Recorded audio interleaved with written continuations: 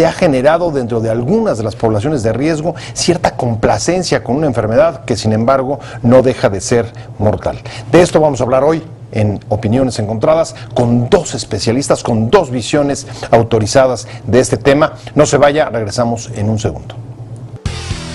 La visibilidad de la epidemia del SIDA se había reducido en los últimos años por la disminución general de contagios. Pero ahora la tendencia ascendente de las personas infectadas con el virus entre la población de hombres que sostienen relaciones sexuales con otros hombres ha vuelto a hacer sonar las alarmas. ¿Cuáles son las razones de ello? De acuerdo con la ONU y la Organización Mundial de la Salud, un primer factor es el que las actuales generaciones no vivieron la crisis de los años 80 y por consiguiente son más permisivos a tener relaciones sexuales sin condón. Aunado a ello, el avance y la eficacia de los retrovirales han ocasionado que los jóvenes homosexuales sean más complacientes con la enfermedad en todo el mundo, aunque se trate de un problema mortal. También el mundo ha cambiado desde que apareció la epidemia en los 80s y, por ejemplo, alrededor del 60% de los encuentros sexuales se producen después de un contacto por internet. México comparte esos retos con otros países, pero además tiene desafíos propios como mejorar la calidad de sus leyes para hacer universal las pruebas de detección y elevar los presupuestos para este problema de salud pública. Posiciones. 1. El director ejecutivo adjunto de ONU-SIDA, Luis Lourdes, afirmó que existe cierta complacencia con la enfermedad, lo que es muy peligroso porque esta puede ser mortal.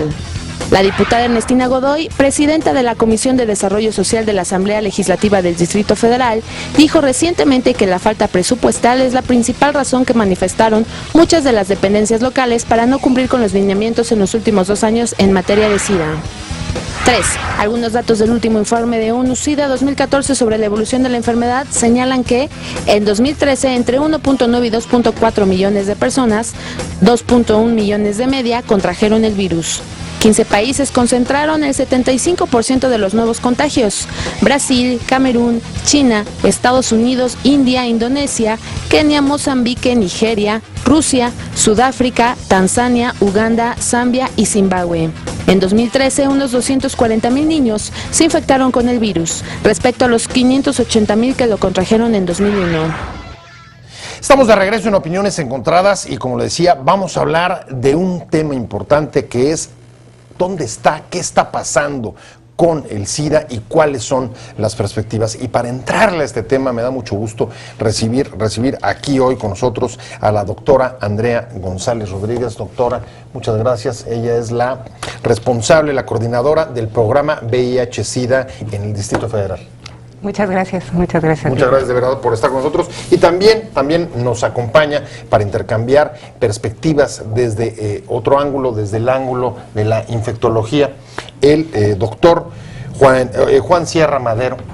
Doctor, muchas gracias. Buenas tardes. Gracias por estar con nosotros, jefe del Departamento de Infectología del Instituto Nacional de Ciencias Médicas y Nutrición, Salvador Zubiri. Gracias. Pues la verdad es que yo estuve leyendo, si quieren empezamos por acá, doctora, el informe, últimos informes de la ONU y OMC, y la verdad es que me llamó mucho la atención cómo ha ido evolucionando la epidemia o la enfermedad y sobre todo la percepción de las poblaciones de riesgo respecto de ella. Y lo primero que me llama la atención es un dato que ya está publicado, pero a pesar de que han disminuido en algunos grupos, incluso el número de muertes ha descendido después del pico de 2005, hay poblaciones de riesgo como jóvenes y gays que en donde va para arriba.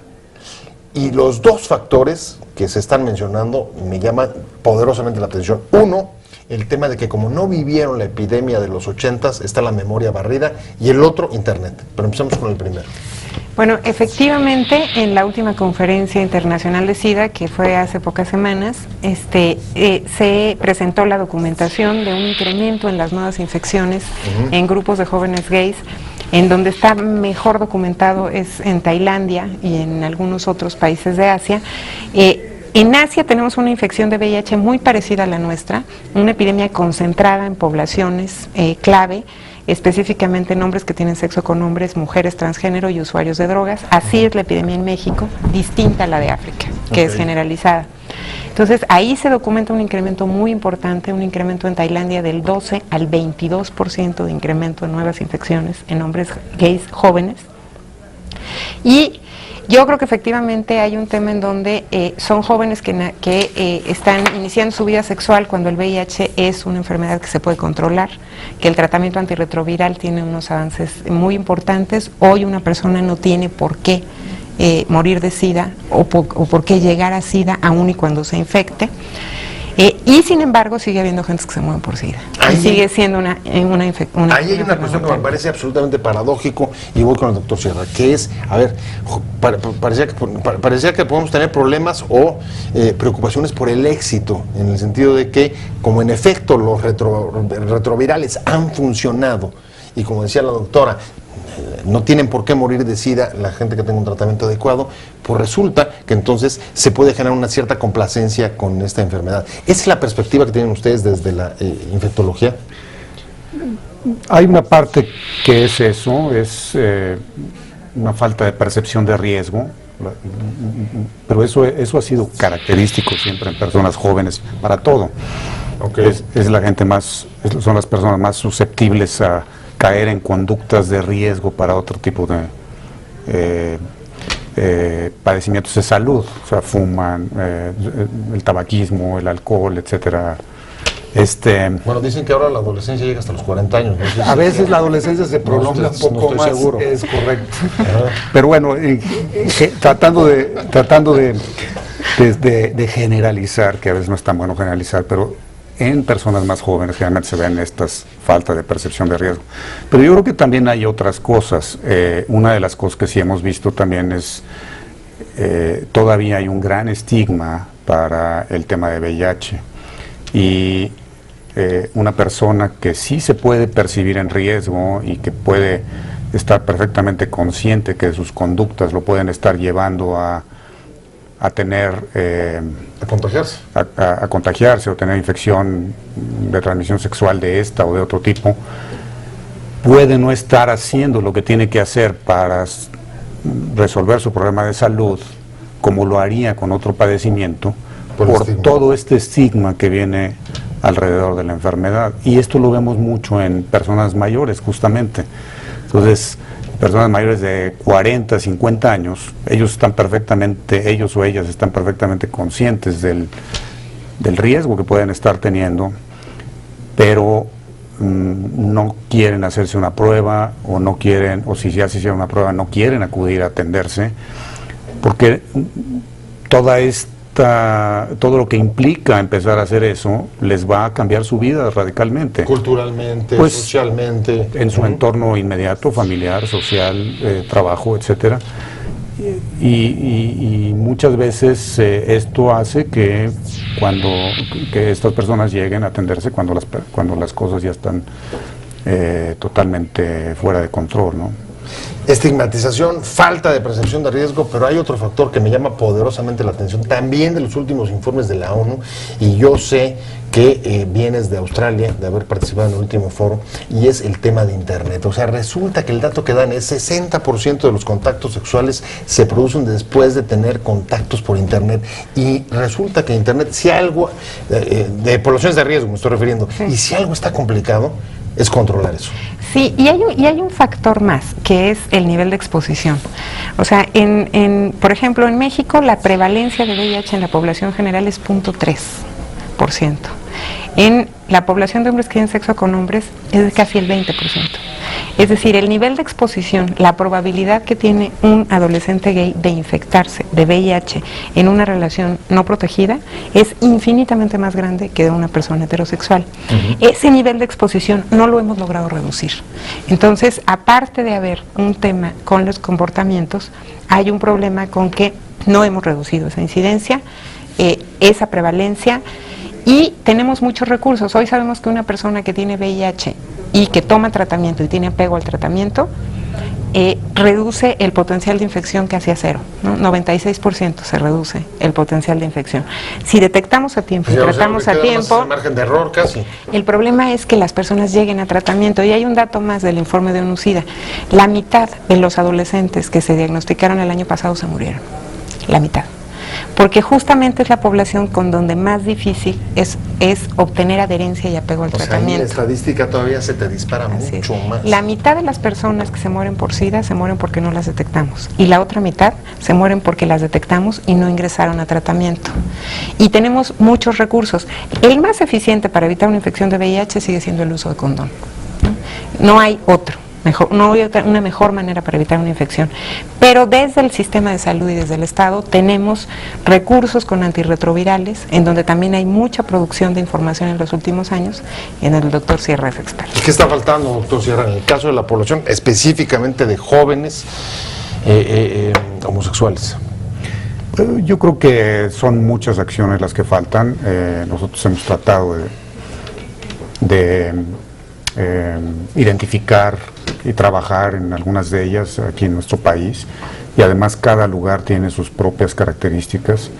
Yo creo que en México falta mucho acceso a campañas de detección del VIH, a quitarle esa connotación tan especial que tiene actualmente entre la población. Hasta una prueba de VIH, pues quiere decir que algo tengo. Pero a ver, no sé si sea percepción mía, pero ¿se ha reducido la cantidad de campañas?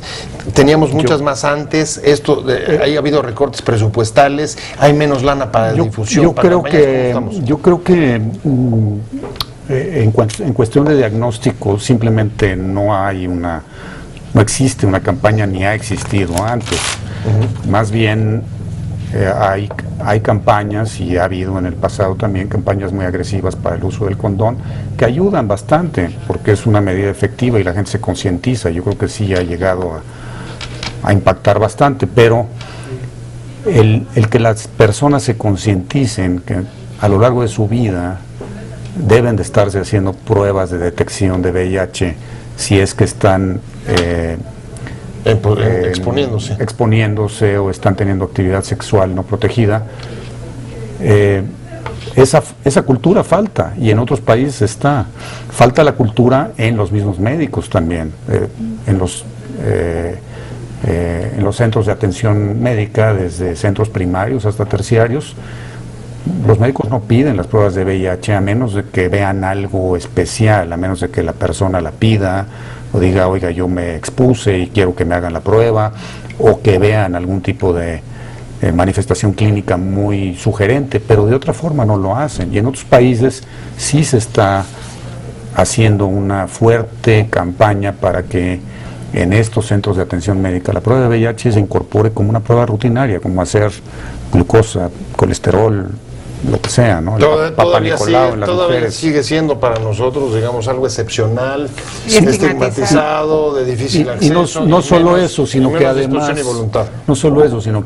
le ponemos barreras. O sea, todavía las normas mexicanas tienen una serie de barreras en donde para hacerte una prueba de VIH requieres una serie de pasos que pues, simplemente lo hacen más difícil. Hay que firmar una hoja, hay que hacer un proceso que se llama consejería. Con el tema de cómo reducir la prevalencia. Estamos hablando con la doctora Andrea González Rodríguez, que ella es la coordinadora del programa de VIH-Sida en el Distrito Federal, y con el doctor Juan Sierra Madero, que es el jefe del Departamento de Infectología del Instituto Nacional de Ciencias Médicas y Nutrición, Salvador Zubiri. Nos quedamos con el asunto de la prevalencia, cómo reducir la prevalencia, y ya el doctor Sierra señalaba como varios déficits que nosotros seguimos arrastrando, incluso algunos de protocolo y de procedimiento, y la pregunta necesaria es, ¿y qué deben de incorporar los servicios de salud mexicanos que no están incorporando desde las instituciones para lograr una reducción a partir de las características y el contexto particular de los contagios y las poblaciones de riesgo en el país? Bueno, en primer lugar es reforzar las políticas de educación sexual y de promoción del uso de condón en niños y adolescentes, sobre todo en adolescentes. En segundo lugar, incrementar la detección por dos vías: universalizar la prueba de VIH, facilitar el acceso a la prueba de VIH en todos los servicios de salud para toda la población, y en las poblaciones específicas en donde está concentrada, buscar la integración de servicios preventivos.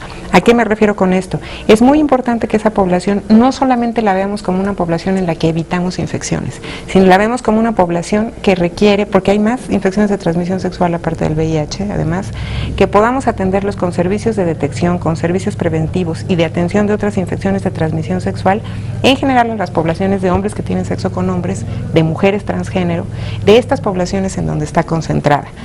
Muy importante en mujeres.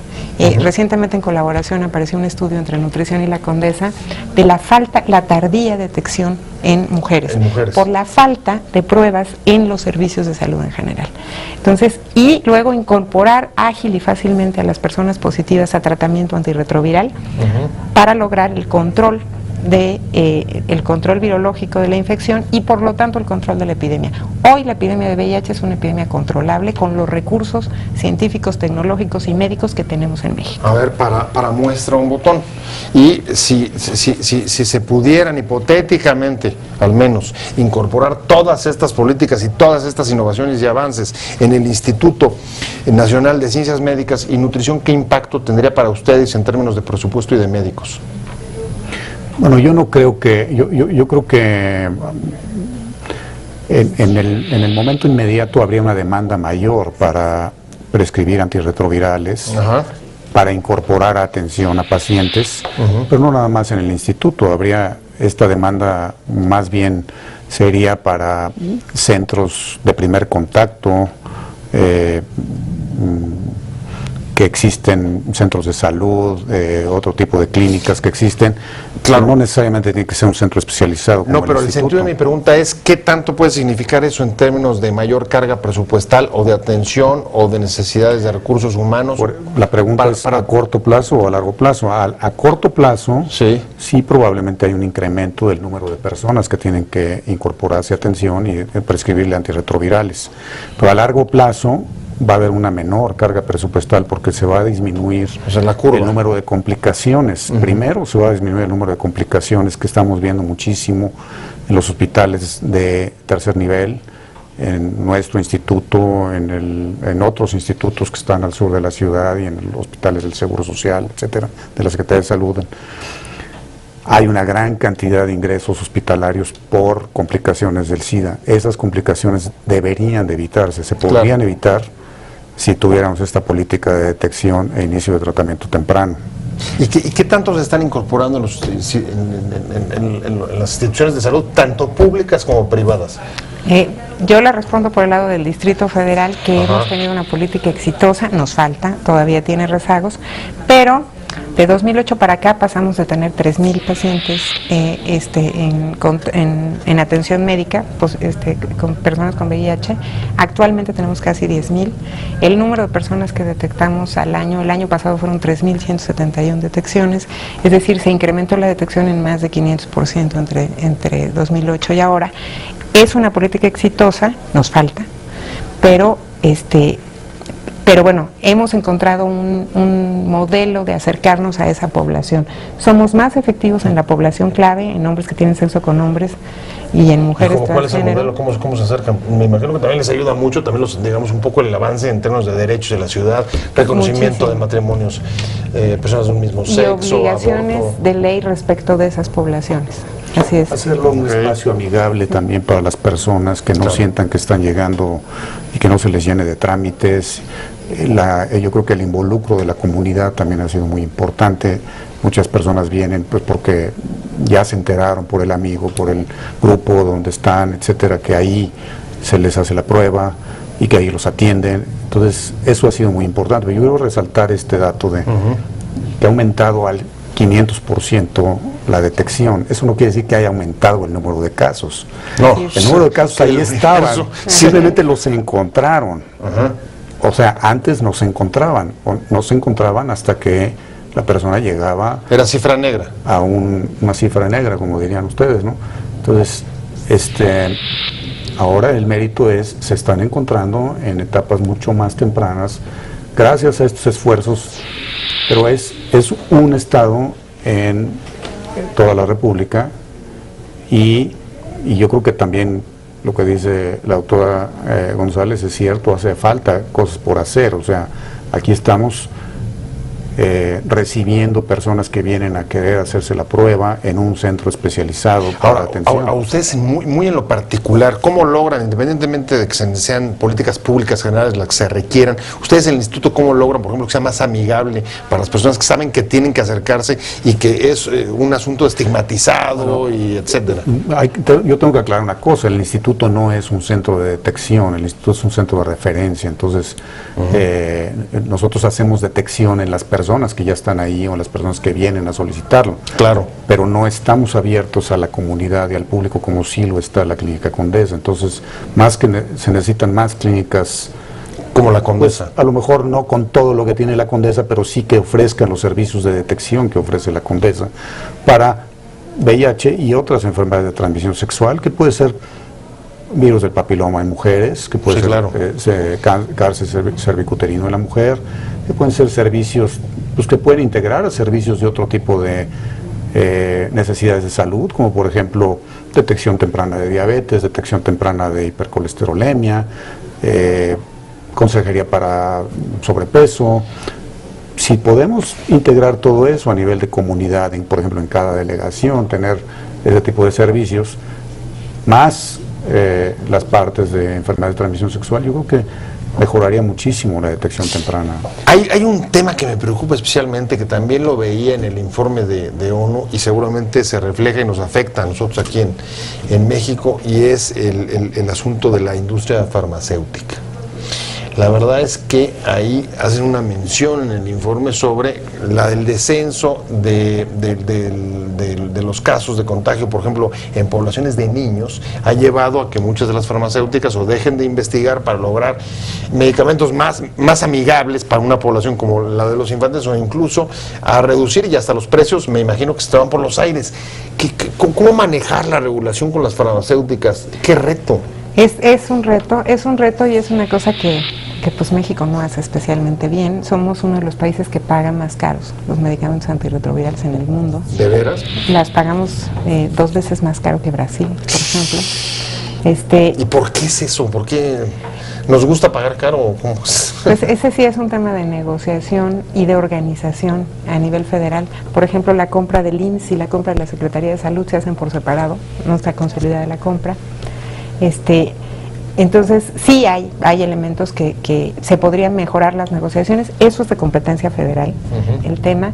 Sí hubo además un exhorto de parte de todos los organismos internacionales a las farmacéuticas para mejorar los medicamentos y las presentaciones de medicamentos para niños y niñas, porque efectivamente como son menos los casos, entonces no invierten.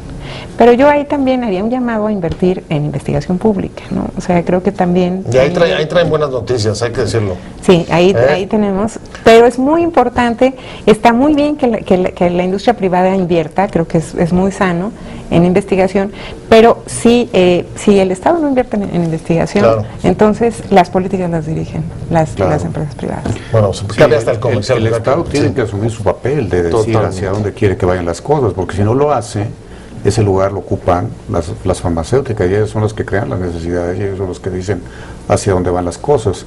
Y la parte de los niños no nada más tiene que ver con un tema de demanda, tiene que ver también con regulación. Está faltando regulación. Es muy difícil, desde el punto de vista regulatorio, a los niños, es muy difícil hacer investigación en fármacos nuevos en niños antes de hacerlo en adultos. Para que un fármaco nuevo llegue a usarse en niños, pasan generalmente varios años después de que ya se estuvieron usando algún tiempo en adultos. Probándose.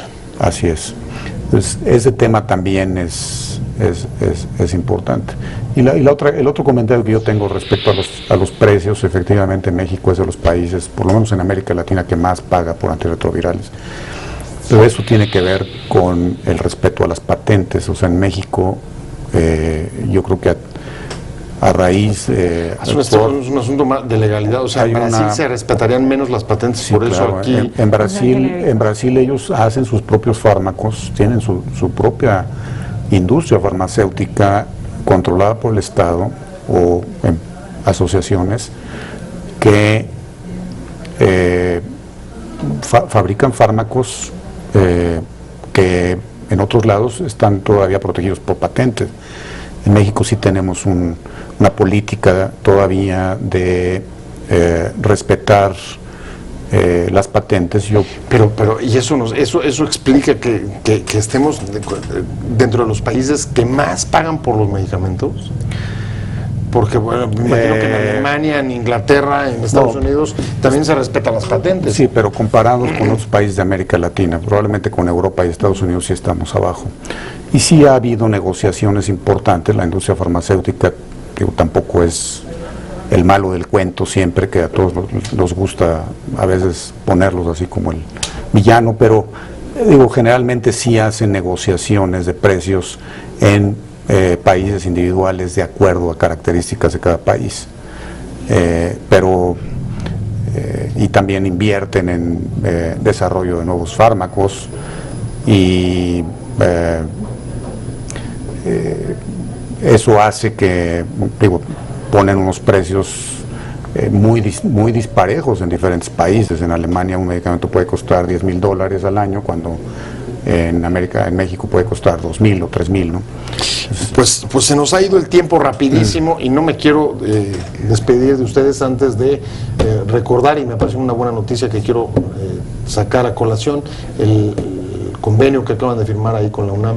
Sí, es un convenio en donde además el doctor Sierra tuvo una participación muy importante, pero se creó recientemente la unidad de investigación de VIH en la Clínica Condesa. Esta unidad es de la Facultad de Medicina de la UNAM. Esto es muy importante porque incorpora un espacio de servicio muy grande, que es la Clínica Condesa, una institución académica y de investigación, con todo lo que eso puede implicar en términos de producción científica, de investigación operativa y de desarrollo de recursos humanos mejor formados, y además incorpora a la Facultad de Medicina en todos estos eventos de investigación y de producción. Bueno, pues entonces es un asunto donde ganamos todos. El Estado que estábamos reclamando, por ahí empieza a aparecer. Muchas gracias, ¿sí? Doctora Andrea González Rodríguez, muchas gracias, responsable, coordinadora del programa de VIH-Sida en el Distrito Federal, y muchas gracias al doctor Juan Sierra Madero, jefe de infectología del Instituto Nacional de Ciencias Médicas y Nutrición Salvador Subirí, pero sobre todo gracias a usted por haber estado con nosotros en Opiniones Encontradas. Nos vemos, nos escuchamos mañana aquí 7:30 desde la esquina de la información, y recuerde que contrastando opiniones es que se forma la opinión pública, y hasta que nos veamos mañana, bueno, páselo bien y hasta... Te invitamos a seguir cuestionando la información con los siguientes videos.